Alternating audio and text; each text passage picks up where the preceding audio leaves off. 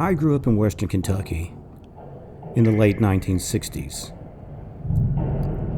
A good part of what I remember wasn't flower power and the whole freedom rock kind of vibe, but I definitely remember coming to downtown, and the courthouse especially.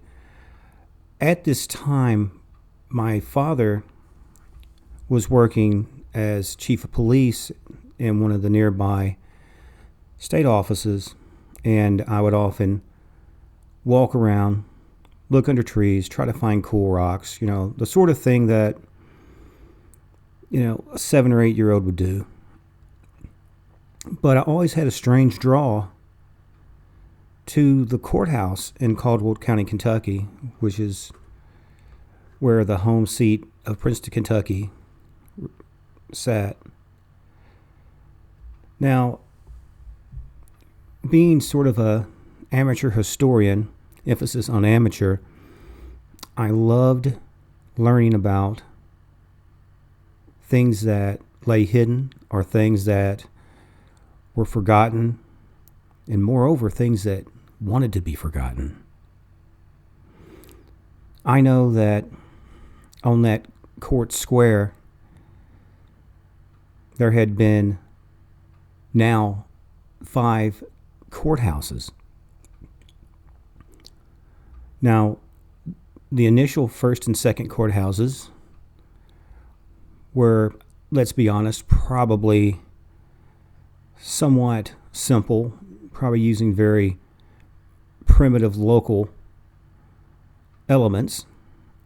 I'm sure they got lumber from the Garretts, who was a very big name at the time. In fact, you go downtown, you'll see several buildings with the name Garrett emblazoned upon them. And these 2 courthouses more or less went and came. They just weren't truly meant to last. Everything goes through a change. Now, the 3rd courthouse, however, that had a bit of a nefarious life. And as we will find out, this particular building was burned down by Confederate soldiers during the Civil War. Now, there was a Confederate general named Halen B. Lyon who basically had went and burnt down courthouses and other state buildings to prevent Union troops from settling there, because this has happened in several areas. Now, as I understand, they gathered whatever information, deeds and whatnot. Couldn't have people not being able to claim their homes after the war, and so these things were taken away. And the facts were, in their minds, the Yankees were in town, as they would say. And they always took the largest areas to either use as a barracks for soldiers or for makeshift hospitals. Now, this is neither a situation that the local soldiers wanted to see happen, as this part of Kentucky certainly was much more Confederate as opposed to the north and the eastern parts of Kentucky. It's one of the bad things about being in a border state. There was a lot of back and forth, unfortunately. Now, the 4th that came up, this was done as part of the Reconstruction. Everything was under Union rule. You had soldiers with weapons posted mostly throughout the town, especially downtown, where any serious concentration of soldiers were at. This was very much, I would say, easy pickings for some sort of dissent and or retribution, really. So, like I said, it was burnt to the ground. Now, there had been another that most people just called the old courthouse. Because again, by the time the early part of the 1900s occurred, it was into a next generation. Well, this stayed for quite a while. Actually, it was a very lovely building.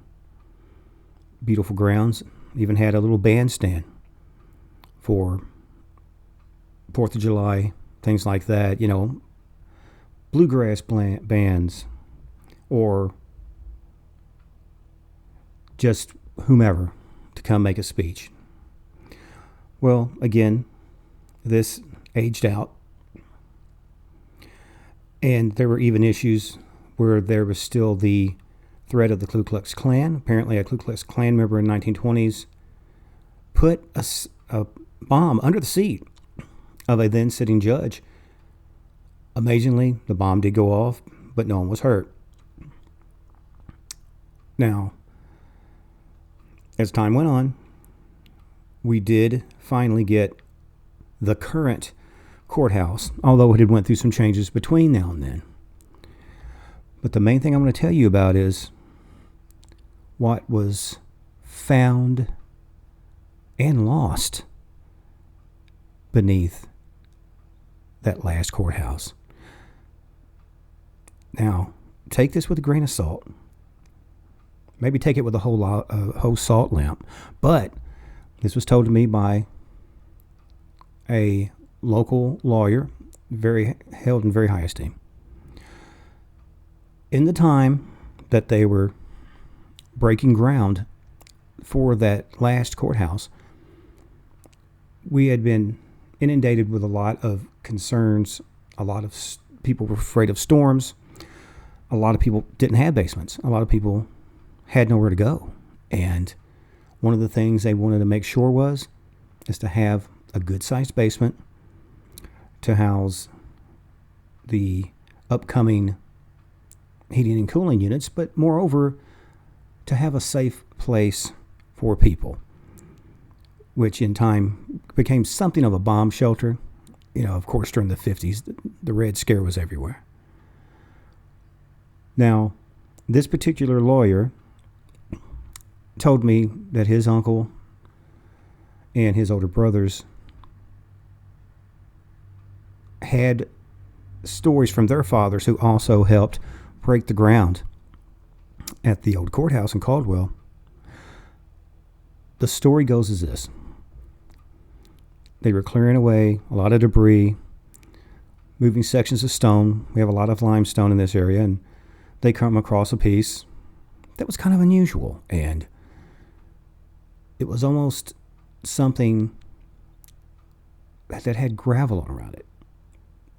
Now, you see this in modern days with pipes and things like that, but this was unusual. This obviously was not a natural feature. Well, they slowly started moving stuff away from it, painstakingly. They started getting a generalized shape to it. It was almost like a cylinder. So they took their care pulling this away, and when they got down enough that they could kind of use their gloved hands to wipe away from the top of it, they were shocked at what they found. Now, these men attested to the validity of this story on a Bible at a local church, and they recounted that they found a coffin. Not just a regular pine box coffin, which would have been pretty normal for people in the day, although there had never been anything really built there before the time of the courthouses. There was no homes, no homesteads. And the more that they cleared away around this box, it was a glass-topped coffin. Now, these were not cheap. Now, this freaked out some of the people and they left.